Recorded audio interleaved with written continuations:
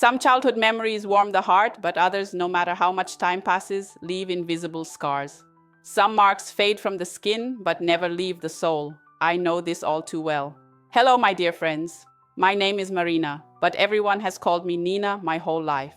I'm 72 years old now, but this story happened a long time ago when I was just an 8-year-old Nina. Before I begin, tell me where you're watching this video from. I love seeing how far my stories reach. So, write it in the comments, and if you can, please like this video and subscribe to the channel. This really helps me keep sharing these stories with you. My mother always said that children learn through love or pain, and back then, I don't remember ever getting kisses or hugs from her. I don't recall hearing, "I love you."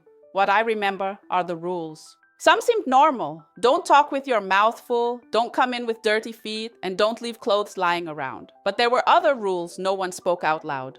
For example, I learned I couldn't contradict my mother. If I spilled a glass of water on the table, she'd squeeze my arm hard, drag me to a corner, and softly say, "Yo, you never learn, do you, Marina?" If I took too long to make my bed, she'd make me kneel on the cold floor, hands raised, until I got faster. If I said something she didn't like, she would grip my face so tightly that my eyes would fill with tears. If I started to cry, she'd sigh impatiently and say, "See, you cry over everything, you're too weak." And if anyone asked about the bruises on my arms or knees, she'd smile and say, "This little one keeps falling, she's so clumsy." And everyone believed her. My mother never yelled, she never lost control. That was the worst part. If she had yelled, maybe someone would have noticed. If she had lost control, maybe the neighbors would have heard. But my mother was always calm. Her face never changed. Once, I let a plate fall and break. I froze immediately. I knew she was right behind me. The silence was worse than any scream. She just took my hand, turned my palm up, and gave me a hard slap that burned right away. After that, she grabbed my fingers and squeezed so tightly I started to cry quietly. "You need to learn to be more careful, Marina," she said, her voice devoid of anger. And I, only 7 years old, began to wonder, was I really that clumsy? The bruises kept appearing more and more often. One day I woke up with a face that I got out of bed and went to the mirror. There was a purple mark near my left eye. At that moment, I tried to recall what I had done where I had hurt myself, but the only thing that came to mind was the previous night. I was sitting at the table having dinner when my mother noticed I wasn't eating fast enough.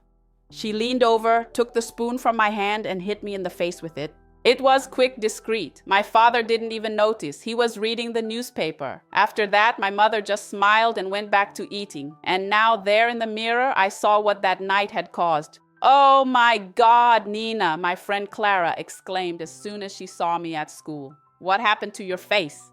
I froze. I couldn't tell the truth. My mom had already taught me what to say, so I just lowered my head and mumbled, "I think I fell out of bed." Clara laughed.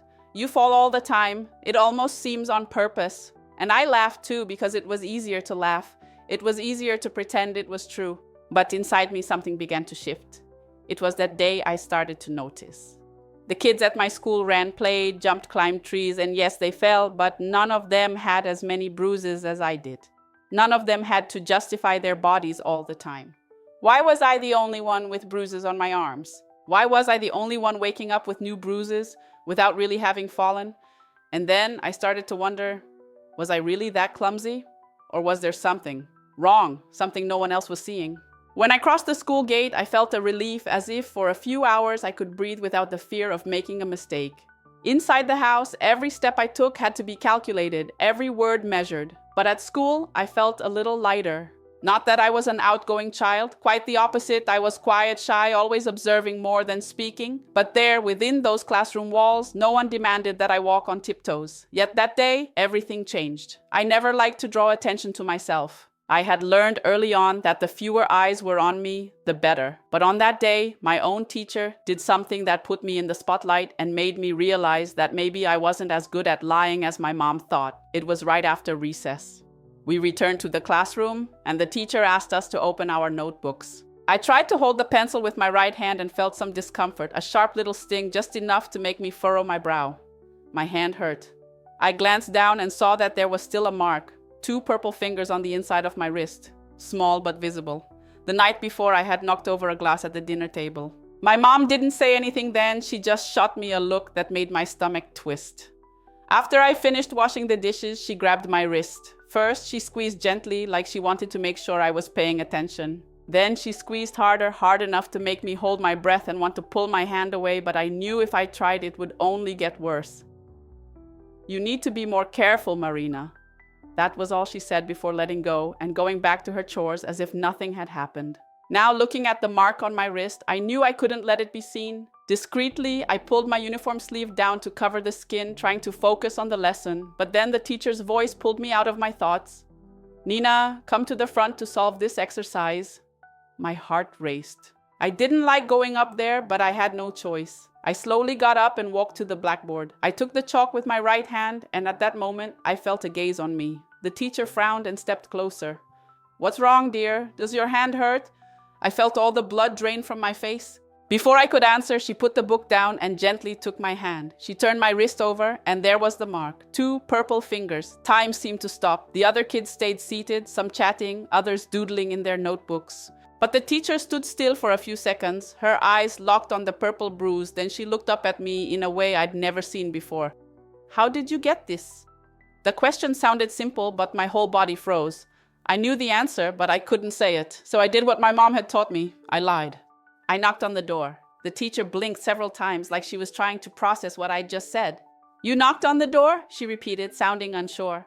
"Yes, it was an accident." She kept staring at me. Time seemed to slow down. My heart was pounding in my chest. Would she believe me? Finally, she slowly released my hand. "Be more careful, dear." Then she went back to her desk. The relief hit me immediately. No one else asked any questions. The day carried on as if that little conversation never happened. But when class ended, I packed my things as fast as I could. I just wanted to get away as soon as possible. I walked through the school gate, my legs trembling as I headed home. If the teacher noticed, did others notice too? Did someone else know and just choose to stay quiet? When I got home, my mom was in the kitchen. I tried to go straight to my room, but she called me. "Marina!" I turned slowly. She stepped closer and looked straight at me. "How was school? Are you okay?" She tilted her head, watching my expression. "Are you sure?" I swallowed hard. She knew. Somehow she knew that the teacher had asked. My mom crossed her arms. "What did you say?" I blinked, pretending to be confused.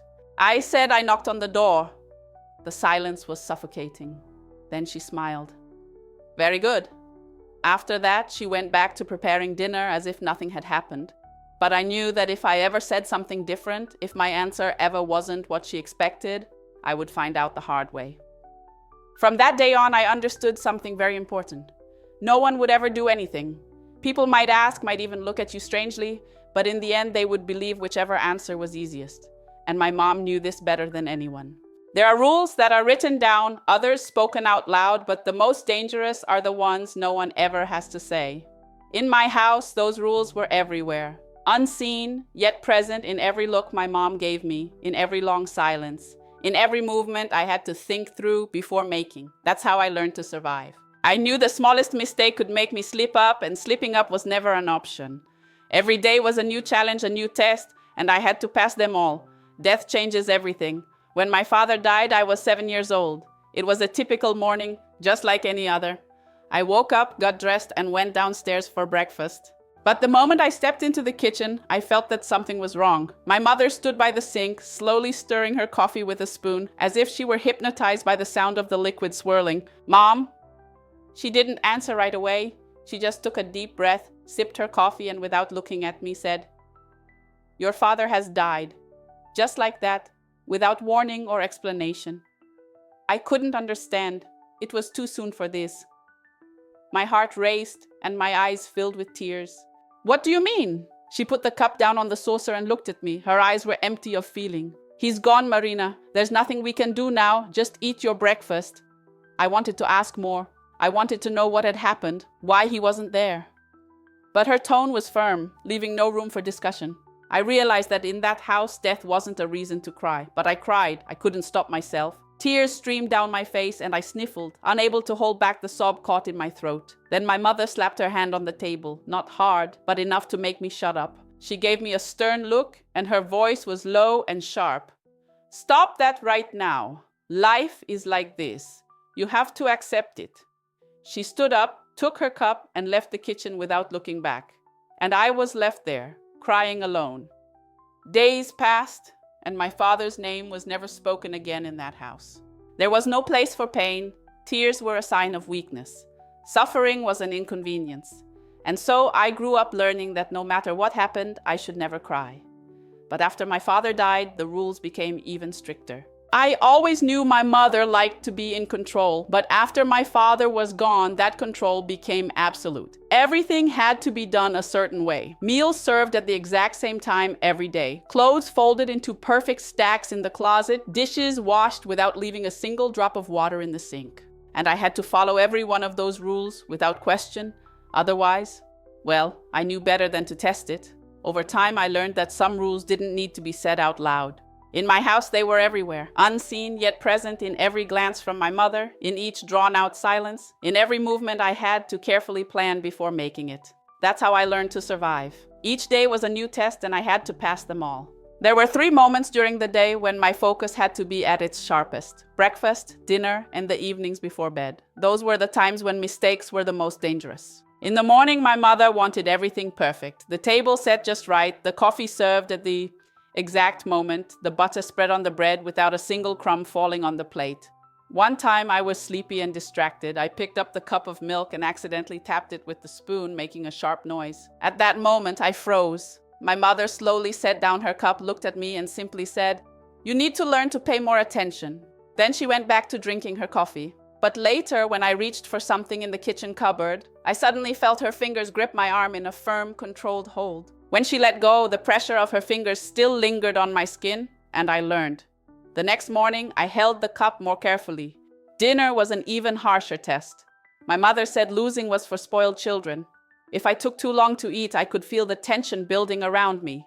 If I stared too much at my plate without bringing the fork to my mouth, she knew. "Open," she would say, taking the fork and pushing the food toward my lips. Her tone was low, almost gentle, but her eyes were cold. The third rule, by far the most dangerous, was never to disturb my mother after she went to sleep. It didn't matter if I was cold, had nightmares, or felt thirsty. If I woke up in the middle of the night, I was supposed to stay where I was. I'd known this since I was 7. One night, after a bad dream, I woke up scared. Without thinking, I got up and went to my mother's room. I knocked lightly on the door. "Mom?" Before I could say another word, the door suddenly opened. I saw her dark eyes staring at me in the dim hallway light. "What do you want?" Her voice was low and sharp. I had a nightmare. She stared at me for a long moment. Then she sighed, grabbed my wrist, and pulled me inside. Her grip was stronger than it needed to be. She didn't scream or make a sound. She simply taught me without any words that I should never leave my room at night again, and I learned. The next morning when I came down for breakfast, she was sitting at the table as if nothing had happened. She looked at me and smiled. "Did you sleep well, Marina?" I swallowed hard and nodded. From that day on, I never left my room after she went to bed. Each day was a new test. If I passed, everything stayed quiet. If I failed, I'd pay the price. But the worst part was that no one saw it. My mother was respected in the neighborhood. She smiled at the neighbors, made sure the house was spotless, and spoke kindly to my teachers at school. She was kind, polite, a strong woman who raised her daughter with discipline and love. Or at least that's what everyone believed. I wondered if any adult noticed something different, if anyone realized how I rarely smiled, how I flinched when someone raised their voice, how I always hesitated before answering. But no one ever asked. And if they did, my mother always had the perfect response, because no one wants to believe monsters can have familiar faces. At school, my behavior started to change. I stopped talking, learned to walk slowly, without attracting attention. I began lowering my head whenever an adult spoke to me. Even Clara, my best friend, noticed. "Nina, what's wrong? You're so different." I smiled, trying to pretend nothing was wrong. "I'm just tired." And she believed me. Everyone always believed me until the day I made the mistake of telling the truth. Silence has weight. I learned that from a very young age. There are things we can say and things that should never be spoken. In my house, there were truths that could never leave the door. I was never a child who talked much, but after my father's death and my mother's growing strictness, my silence became even deeper. School was the only place where I could breathe. Even if I wasn't completely free, at least there I didn't have to weigh every word before speaking. But that didn't mean I could tell the truth. Honestly, I couldn't even remember what it was like to tell the truth. It was on an ordinary day that everything happened. That morning, I woke up and did everything as usual. I made the bed, smoothing the sheets perfectly without a single wrinkle. I brushed my teeth, counting each second in my head. I went down to the kitchen and ate my breakfast without making a sound. My mom was quiet that day. This was usually a bad sign. If she looked me straight in the eye and smiled, it meant I had passed the test from the day before. If she said nothing, it meant something was wrong. I swallowed my last bite and got up from the table. I'm going to school. She didn't respond, just kept stirring her coffee. I hesitated for a second, but then I turned and left. Better this way. If she didn't say anything, maybe I would have a peaceful day, or at least that's what I thought. The morning at school was like any other. The classes were long, but I liked them. I enjoyed watching the letters being written on the board, listening to the teachers' voices explaining the material, and the sound of pencils scratching on paper. All of that made me forget, at least for a few hours, about the walls of my house. Until during break, Clara appeared by my side. Nina, did you see that dog at the school entrance this morning? I shook my head. What dog? A black and white stray, so cute. He came up to me. I think he wanted some food. She laughed, excited, but soon her gaze settled on me. You're different. My heart raced. Different? How? I don't know, you don't laugh like you used to or talk as much. I clenched my fingers against my notebook. I think I'm just tired. Clara tilted her head, watching me. It's your mom, isn't it? My body froze. I blinked quickly. What do you mean? I saw the bruises on your arm the other day. You always seem to get hurt, but you never tell me how. She didn't say it accusingly. It was just an observation. A simple comment, but it twisted my stomach because she was noticing. She was aware, and that scared me. Because if Clara saw, maybe others would see too. My chest tightened. I had to change the subject, but before I could say anything, a voice, another person's voice, sounded behind us. Marina. I turned and saw the history teacher standing there watching us. She smiled gently. Can you come here for a moment? My heart sank. I followed the teacher to the staff room. The space was small, with a few wooden chairs and a table covered in stacked papers. She sat down and gestured to the chair in front of her. Sit down, dear. My feet were glued to the floor, but somehow I managed to move. I sat down and waited. The teacher folded her hands on the table and looked at me kindly. Marina, I've noticed you've been different these past few months. My throat went dry. Different? She tilted her head thoughtfully.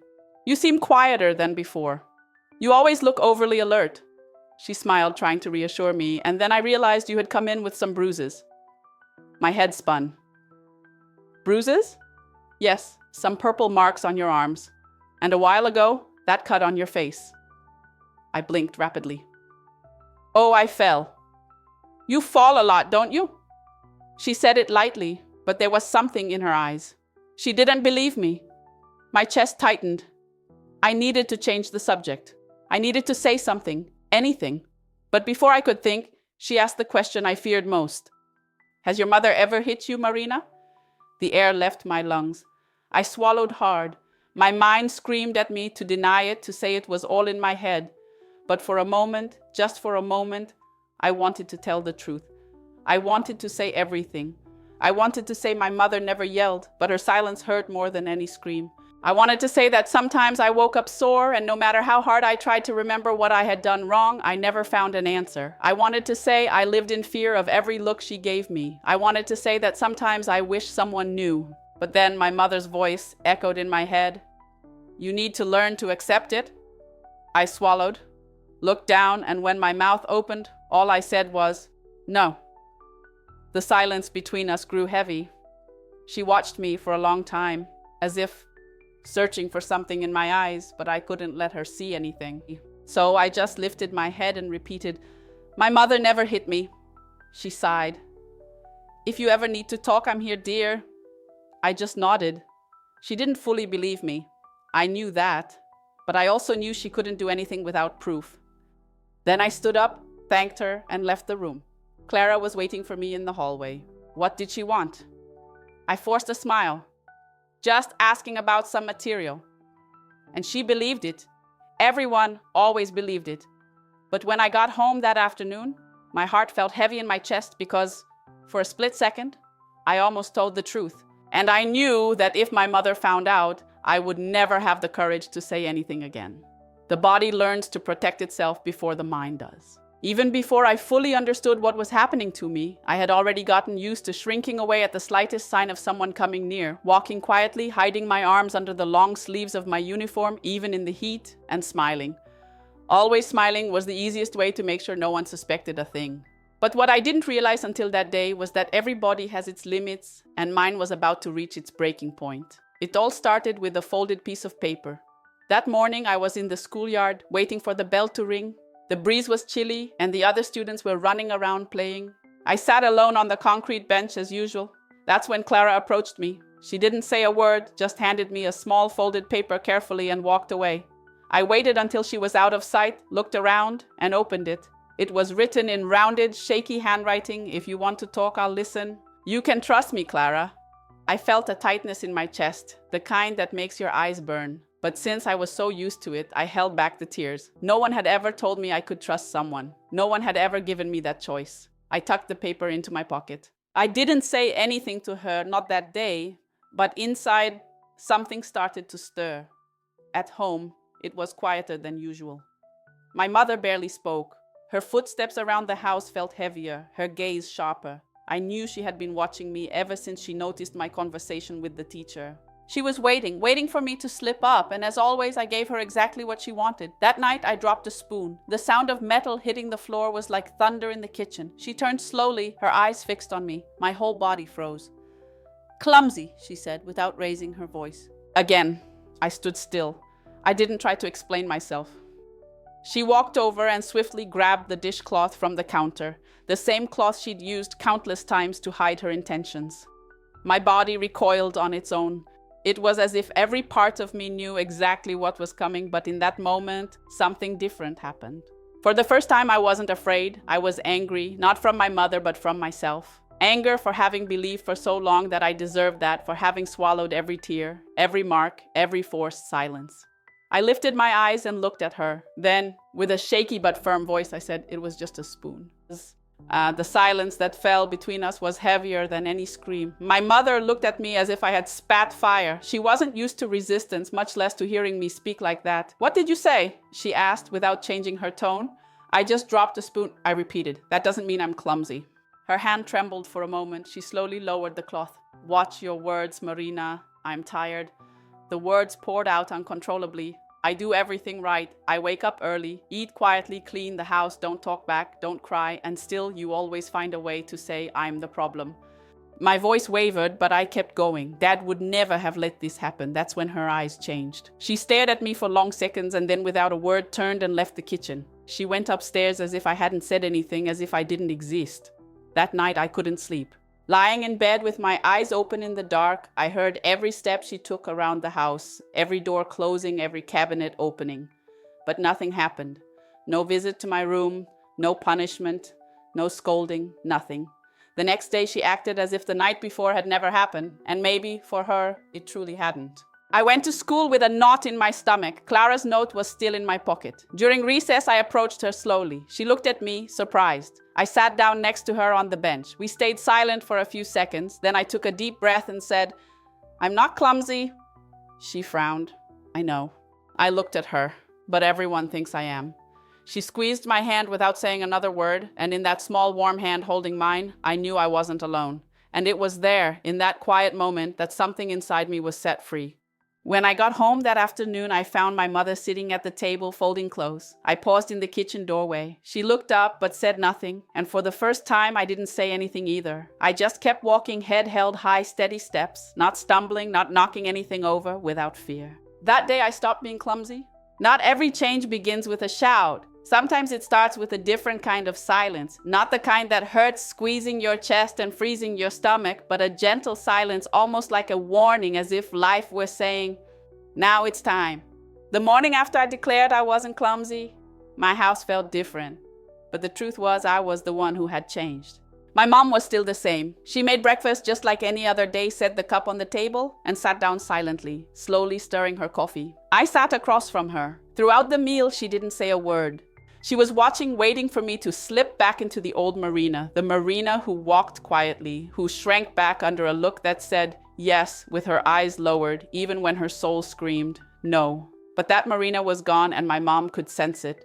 For the first time, she no longer had control over my reaction, and for someone like her, that was more frightening than any words. The following days passed slowly. She no longer called me clumsy, but she didn't call me anything either. It was as if I had ceased to exist. Silences still filled the rooms of the house, but now they no longer ruled me. I went to school, sat near Clara, chatted a bit, and ate more slowly during break. I even started looking up when the teacher called my name. Simple things, but for me, they were total revolutions. It was on a gray Wednesday that everything changed for good. The teacher called my mom for a meeting. She hated being summoned to school. It felt like someone was trying to invade her territory. The night before, I noticed she was different. She walked through the house with heavier steps opened and closed drawers more forcefully. She didn't speak to me, but I could tell she was furious. This time, though, I wasn't afraid.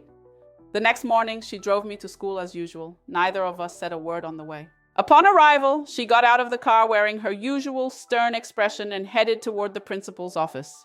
I went to my class, but I couldn't focus. Something told me this conversation was different from all the others, and I was right. When I got home that day, she was in the kitchen, sitting still, her eyes fixed on the tablecloth. I stopped at the door. She slowly lifted her eyes and said, "The teacher said you're different." I felt her take a deep breath. She said, "You've been opening up, that you have friends now, that you're smiling more." I stayed silent. She rested her hands on the table. "I raised you to be strong, not to rely on others." My throat tightened. "I am strong." She frowned. "You don't seem like it." Now she's full of ideas in her head. "They're not ideas," I replied. "They're truths." The silence that followed was the heaviest that has ever existed between us. My mother looked at me as if she were seeing someone she didn't recognize, and I think at that moment she realized she no longer had power over me. That night I stayed awake in my room until late, the lamp on and my notebook spread out on the bed. But I wasn't studying, I was thinking. Thinking about what my life would be like from then on, about what it would mean to grow up free from the burden of pleasing someone who never cared to listen to me. I thought about my dad, the few memories I had of him, the way he looked at me as if I were made of something good. Then I got up, opened my drawer, and took my small, worn fabric bag. I packed some clothes, a pair of socks, my favorite notebook, and Clara's note. I didn't cry because for the first time in my life, I knew exactly what I was doing. I waited until dawn, knowing my mother would be in a deep sleep. She trusted too much in her own control and never imagined I would have the courage to leave. But I did. When the clock in the living room struck 3 a.m., I quietly opened the front door. The cold night air hit my face. I closed the door behind me and for the first time didn't look back. I walked to Clara's house. She lived with her grandparents just a few blocks away. I rang the doorbell once and waited. It was her grandparents who opened the door. Clara was already awake. When she saw me, she understood everything with just one look. She didn't ask anything, just pulled me inside and hugged me. A gentle, safe hug, one I had waited my whole life to receive. Clara and her family welcomed me until the school contacted social services. They told my story with care, listened to me, and protected me. The process wasn't easy, but I was determined.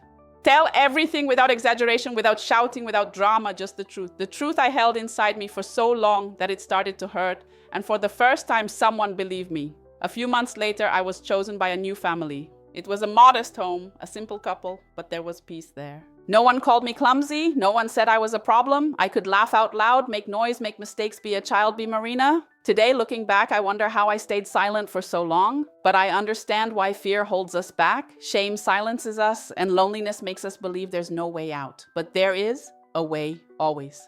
And on that day, the day I closed the door of my old house without looking back, that was the day Marina truly began to live. Thank you so much for staying with me until now. If this story touched your heart in any way, if you felt something while listening to me, please give it a like, subscribe to the channel, and share it with someone who needs it too. And let me know in the comments where you're watching from. I love to see how far my words can reach. Your support means everything to me, so I can keep sharing stories like this, real, moving stories that need to be heard. A kiss to your heart from Grandma Marina. Until next time.